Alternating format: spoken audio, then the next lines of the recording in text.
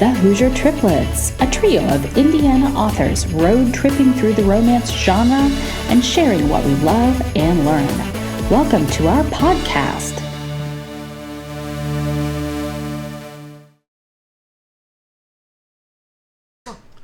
Okay, so we're the Hoosier Triplets. We are back again, live and in person at RAGT. So we have been up since 6 a.m.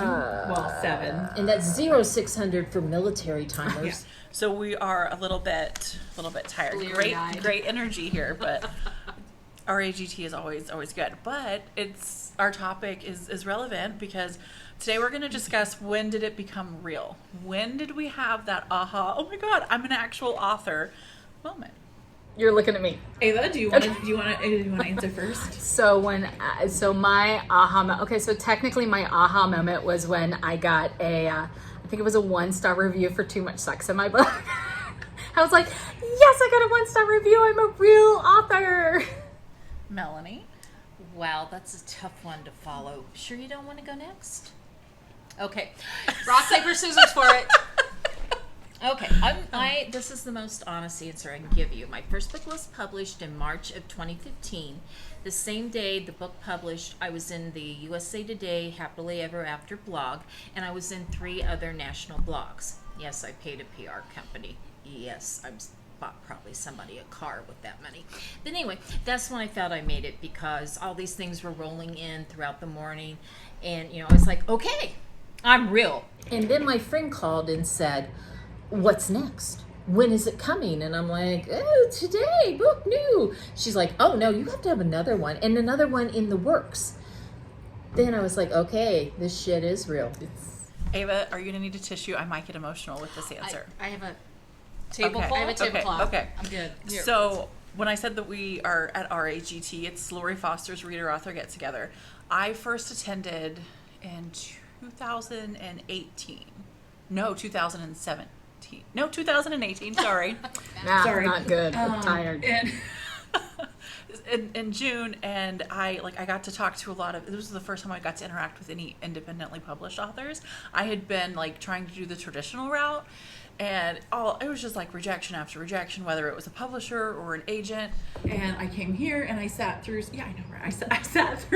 I sat through a bunch of different boardrooms and just got to talk to so many people and made so many friends. When it was over on that Sunday, I was like, I'm just going to do it myself. I can do this myself.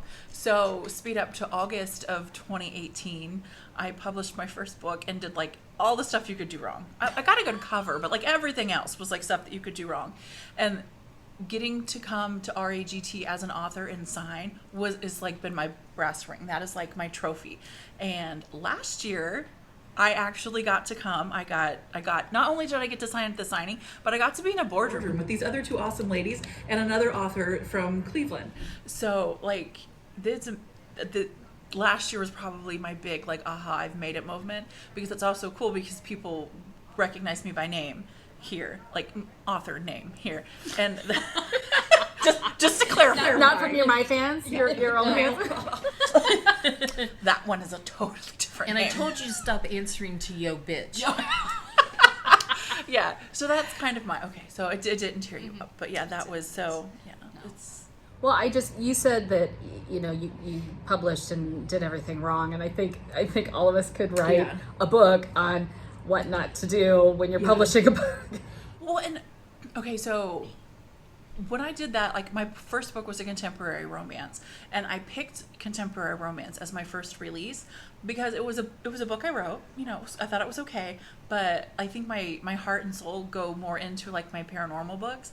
And let's see, I am going on 6 years, I think, into the publishing journey, and I just put out my first paranormal book last year because I knew I didn't know a lot.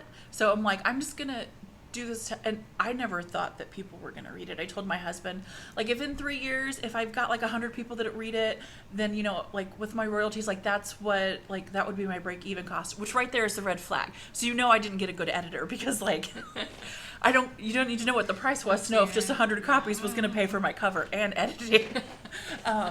Wait a minute, I have my phone out. Let me do some I can do the math on my fingers.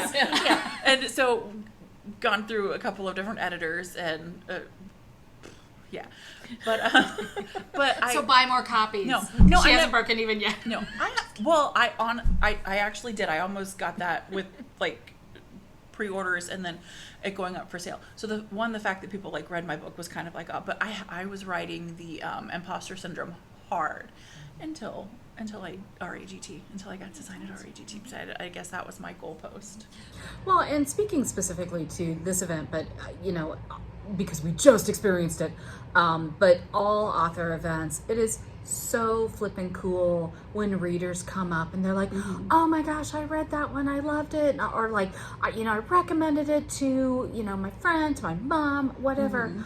I just had, today I had like my entire Dragon series, which is finished. I had a gal who's like, I need all of it. And then she kind of looked at her friend and she's like, you need it too. And her friend was like, okay. I'm like, oh my God, like I've never like just sold it all.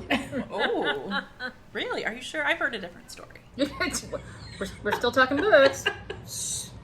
Well, no, it's a huge ego rush, and it's also I think it makes you feel ready to go tomorrow to sit down at the laptop when you get the positive feedback, and I love the signings, I love the meeting and the mixing and all of that, but what throws me off now, and this is what happens when you write as many books as me, is they ask me a question about one specific character and I'm not sure who they're talking about.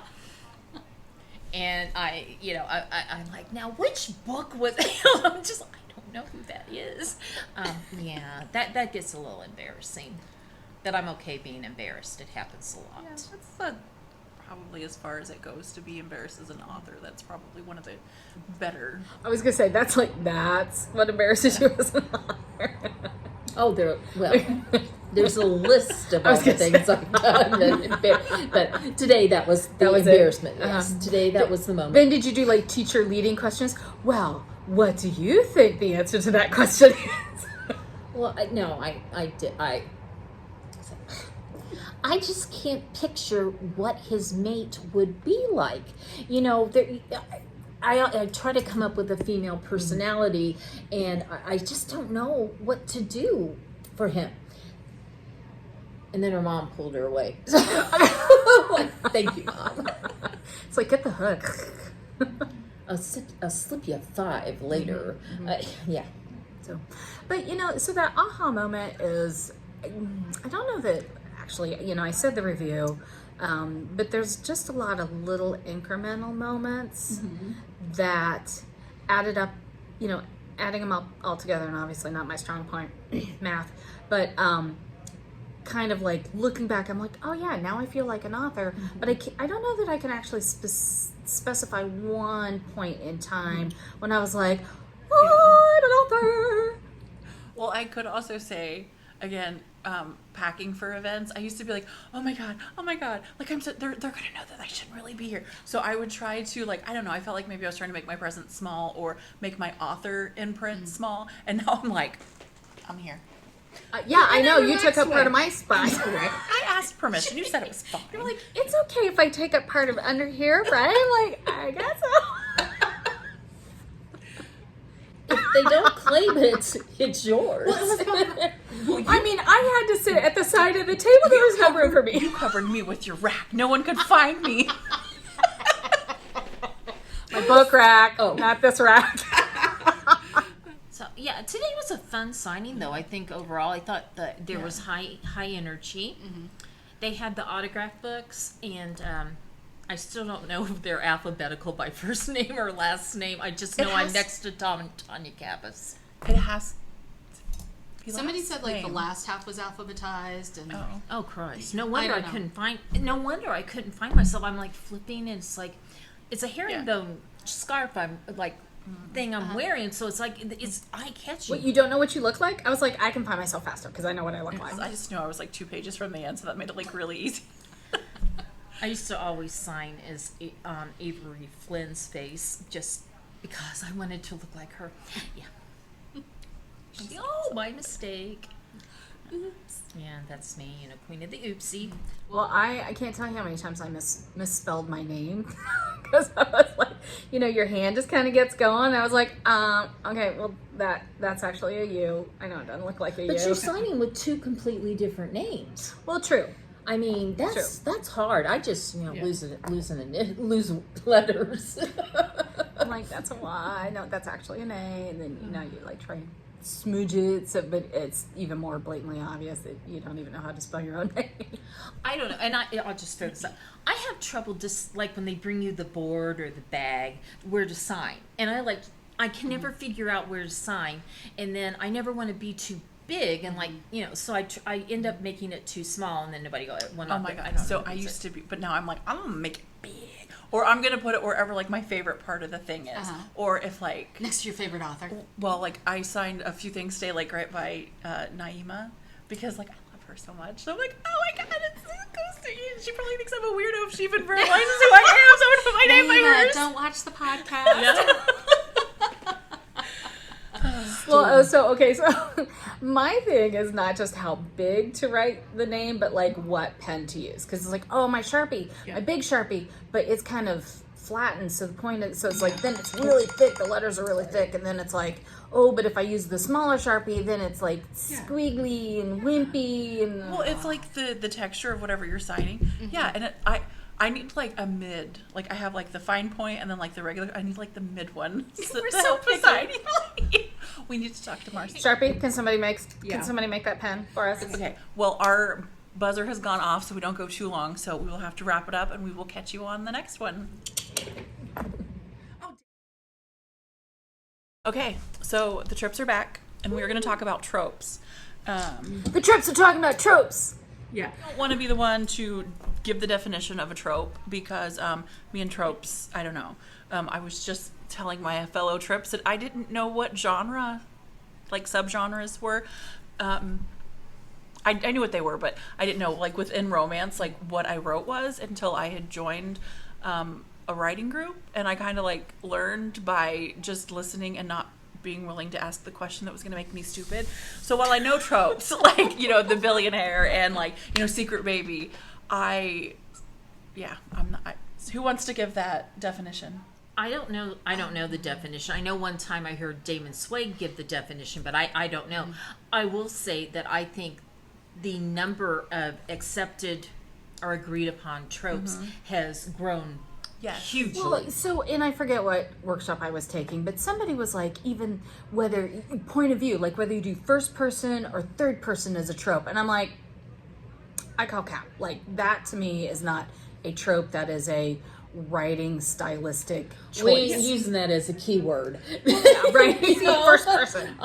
And my confusion with tropes falls into the almost like when you're trying to talk about like heat level of your book, because so I have a book and there is kind of a surprise pregnancy, but like I don't consider that a trope of the book, unless like a reader is like, oh, I really like books with surprise pregnancy. I'm like, well, I have this in this book.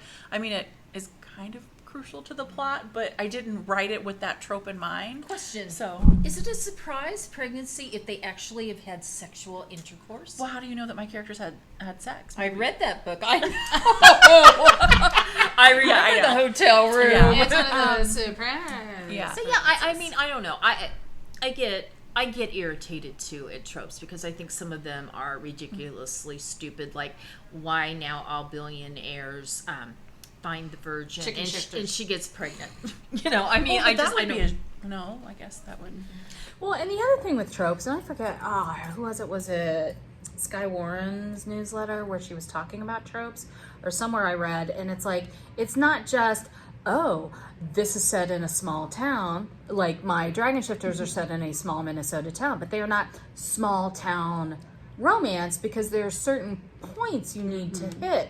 It's like that enemies to lovers isn't just we didn't know each other, we didn't like each other, and now all of a sudden we're together. Like there are certain points that you need to hit in order for it to be an enemies to lover, and and it's not like you can Google what those points are. You just need to like read other books and hope that they did it right, I guess. So much like an unspoken rule, because if you're a big reader of that trope, you may not even be aware that it's a trope and that you just like it. So then as an author, especially if you're trying to write something new or something different, knowing what beats to hit are It's hard. Well, and then, as I think at some point in the olden days, when we were run by the big 5 publishers, I think there was the theory that authors were at some houses, authors were interchangeable. The trope was more important than the voice. And I think that's blown to hell. I mean, my insta-love is different than Kat Baxter's, shout out to Kat, insta-love, which is different than someone else's insta-love. I mean, how we see it, how we view it, how we build it up, it's all different. And that's why I'm always like, I love insta-love. And then they, somebody will say, I love insta-love books. Who should I read? Okay, I can name off a couple people, but I don't know. I mean... Okay, so even as an author, I feel like I don't, unless the author is putting like the trope in their blurb or in like a little, because I mean, I feel like that's, and I'm not dogging on tropes, but I think it can be so subjective. Insta-love. Okay, well, is it a 90,000 word book? Or is it a 34,000 word book? Because, you've got less time, in the smaller book to get to the happily ever after. So it may seem like insta-love because hopefully they're initially attracted to each other and then they're getting it on pretty soon because you only have, so many pages. So, I think that plays a part of it too. Writing things for Delilah Devlin's anthologies or like writing submission, I loved that because that was flexing the muscle of, I think it helped me not want to info dump because you don't have the words. I'm not a huge like big word count writer anyway, but when you're constricting that down to like 5,000 words, it's just you really put your trust in the reader that you're gonna get it, you're gonna know. So even if it's not like an insta-love story, the ones that I have gotten in her anthologies, in my mind, they're more insta-love because I don't have the words with 5,000 words to make it, to build the romance. And especially with those, I think there's got to be like history with the couple leading up to that. So like there's already some history with them, so you can kind of get right into the heart of it. Well, I've never met a long sentence that I didn't love. I run on sentence a lot. And so, but shockingly, I love to write really short. And I think I beta read for both of you. And I think I said the same thing to both of you at some time. You got to trust the reader. They get that. They understand that world. You don't have to spell it out. They're going to just expect it. Let me draw you a picture. But I think especially for people that follow the rules of writing and take that so seriously, I think the idea that I can only use if I use an adjective, it's got to mean something big. I mean, I start like and it can't end in ly because that's like verboten. That's the lazy writing. Right. Says a rule, not me, because I'm all about the LYs and the lazy yeah. writing that I can do sometimes. Well, see, I write as I talk. I mean, my dialogue. Okay, my dialogue for humans is as I talk. My werewolves speak a little more formally. No, and very few contractions, which is really hard to do, and especially when I jump to contemporary romance from paranormal, that's a shit show. That first draft, And then you're like, ugly. there's something wrong with that sentence. Oh, it's because there's no contractions. Well, it's even better because every once in a while my editor will say, "Oh, contractions again." Well, okay, I'm gonna tangent real quick. We never do that. Yeah, but okay, so we all write in different genres. So do you have a hard time switching in between, like shifter, like with paranormal into sci-fi, with contemporary into paranormal?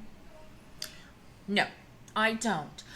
I will tell you, and more tangent, I wrote in third person to begin, and then I tried to do something in first, and I never looked back, and now I could not write in third person if there was a gun to my head. Swear to God, I tried. I even bought a book to teach me how to write third person again. He, she versus I, me, but okay. No, get your pronouns straight. But no, it's like a different thing. I mean, because in first person, you're like in the moment. It's your emotions. You're feeling them. And third person, there's a distance, and I Well, can't but do that's it. the showing versus telling. So with third person, then obviously the challenge is to show that character's emotions without putting yourself between the character and the reader, and good luck with that. So Well, it's as we a all know, challenge. I've never met an emotion I didn't feel that I should just let out to my world.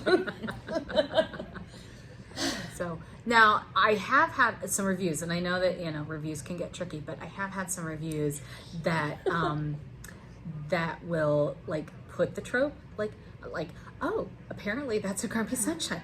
Who knew? Okay, so now I can use that, and I don't know if I have actually done the grumpy sunshine correctly, but the readers say it's grumpy sunshine, so therefore that's now my thing. Again, it's kind of subjective, so it's double-edged, because I'm not a good saleswoman of my books. Like I'm like a behind the keyboard warrior, but not for like the mean shit that people post on social media.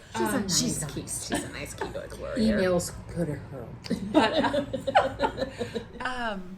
Okay, now I'm buffering. You tangented my tangent. You don't self-promote. So I think why I'm so leery of tropes, because I don't want to tell someone that's like a diehard, like this is like their bread and butter, this is the only thing they read. I don't want them to spend their money and like me fall short because of selling in person, and that's something that I just need to get over, because No, I mean, it makes sense. Like, if they're like, oh, I love, reverse harem, and you're like, oh, well, I've got reverse harem, but, is it going to be up to their expectations of reverse harem? And then you're like, if I fall short, then they're going to be like, ugh, like, do not finish, or they're going to tell their friends, ew, it sucked, and, we're cognizant of that. I slip into, like, me as a reader in those moments, and because there have been times where, like, a book has promised, like, the moon, and you read it and you're kind of like, I didn't get any of what the blurb said or any of what like the teasers kind of led me to, so I'm like, that's awesome marketing because it drew me to, but then well, I mean, so you bought the one book, but then you're probably going to be like, you're not getting my money again, And burn me once. And then she's going to message us and tell us, don't read this because, and then we give it, and then, well, we all do this, and then we give explanations on why we're so upset it's bad. I know I should be substitute teaching right now, but let me tell you about this book I read. I think we've discussed it before that, like, sometimes like you'll read a book and you hate it, but like you hate it for ways that like stick with you, like on almost a cellular level, so then it's like brilliant, which is because you can't forget it. Yes, so because still I have had like that have just like enraged me to the point like I'm like raw, but then I'm like, damn, that author is like impressive, because it's days later, I didn't enjoy the book, but I cannot stop thinking about it. You're talking about it to everybody. Yes. Kill a pet in a book, and I will hate you, and I will remember your name. Okay, no, that's Nevada my Bar for the longest time, because that's it. That's the death for me. They kill a pet, and there's no reason to kill the pet. She'll go all John Wick on you. I never like discuss a dying animal, or that's why there's one children's book of yours that I cannot read. I know. That's why it's like my only I don't believe in triggers, but when people look at that one children's book, I have, there's my trigger warning. Yeah. Well, I can do like one public service announcement for any of my readers or potential readers. I will never kill an animal, like real or like made up some sort of like weird mystical paranormal animal. I cannot do that. I've actually immortalized some of my pets by including them in my stories. Aww. So. Oh, okay. You're gonna make me cry. Oh, now it's gonna be. I was like, okay, the timer went off. So Yeah. Yeah. Okay.